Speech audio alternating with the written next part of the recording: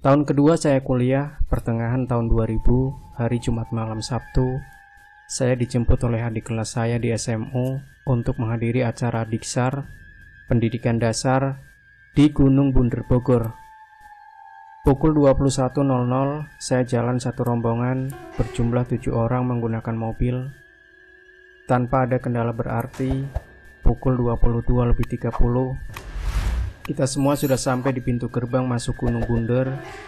Ternyata acara sudah berlangsung 3 jam dengan pembukaan ramah tamah para mentor dan pengurus angkatan keempat.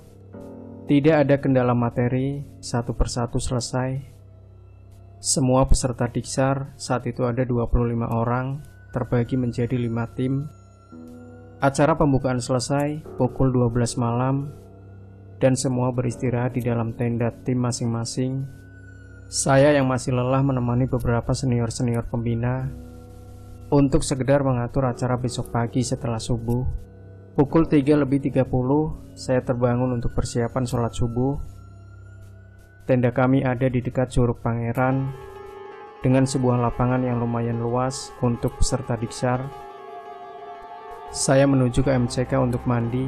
Suasana masih sangat sepi. Tapi di sebelah MCK yang saya masuki, ternyata ada orang yang sedang mandi juga. Tanpa banyak tanya, saya bersih-bersih dan keluar dari MCK. Ternyata ada mentor 2 orang sedang antri. Saya bertegur sapa dengan mereka, Yani dan Dwi, keduanya laki-laki loh. Saya bilang itu sudah keluar yang di MCK sebelah sambil menunjuk. Tapi Yani menjawab, "Bang, MCK yang ini kan rusak. Tuh digembok." Sambil menunjuk arah MCK yang dimaksud, saya menjawab, "Lah, tadi gue baru masuk MCK, dengar orang lagi mandi di sebelah." Mereka berdua bengong, dan Dwi menjawab, "Serius bang?" Saya langsung pergi meninggalkan mereka berdua di MCK. Selesai sholat subuh, semua peserta berkumpul di lapangan untuk mendalami materi Diksar dan olahraga. Setelah sarapan pagi, semua peserta dilepas oleh mentor dan didampingi oleh para pembina ke dalam hutan untuk mencari jejak bendera sampai puncak. Setiap peserta akan kembali esok pagi dengan dibekali beberapa logistik dan tenda untuk survive di alam liar, tanpa senter, hanya korek api dan lampu badai. Menjelang Isya, saya dan beberapa angkatan 1 menuju ke dalam hutan untuk mengecek peserta Diksar. Kami ada 10 orang, terbagi menjadi 5 tim.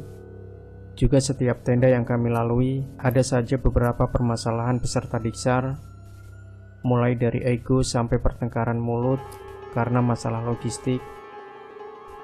Di tenda keempat yang saya temui, ada peserta di dalamnya, sementara 4 yang lainnya tidak berada di dalam tenda. Sama peserta itu, Ayu kelas 2 SMU menangis menjerit di pelukan badan saya.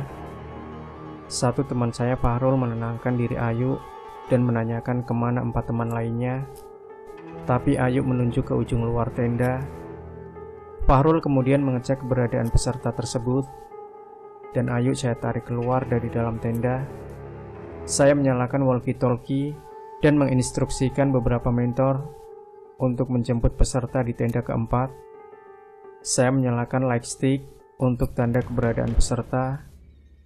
Dan 30 menit kemudian, 8 orang mentor tiba di lokasi dan menyisir keempat peserta yang menghilang. Saya dan Fahrul masih menenangkan Ayu yang masih menangis. Matanya lebam akibat tangisan, dan Fahrul mengatakan, "Kapan teman-teman yang lain keluar tenda?" Ayu menjawab, "Sebelum maghrib kak." Saya menimpali, "Kenapa kamu ditinggal sendirian di dalam tenda?"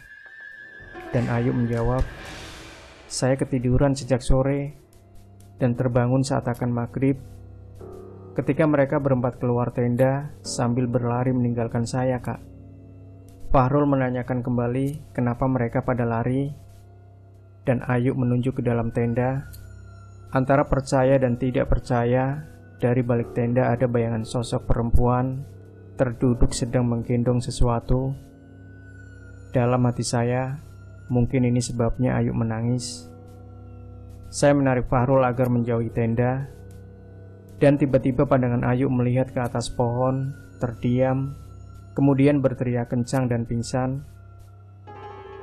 Saya menyalakan kembali walkie-talkie agar teman-teman angkatan 1 untuk menjemput kami di tenda keempat, dan 15 menit kemudian mereka tiba di lokasi, dan semua yang hadir melihat sosok perempuan tersebut masih ada di dalam tenda.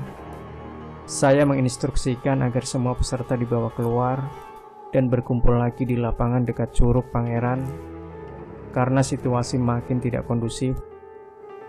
Aku pun ditandu oleh 4 orang teman saya, sementara saya dan ke-6 teman saya menyebar masuk ke hutan untuk membantu mencari 4 orang peserta yang hilang.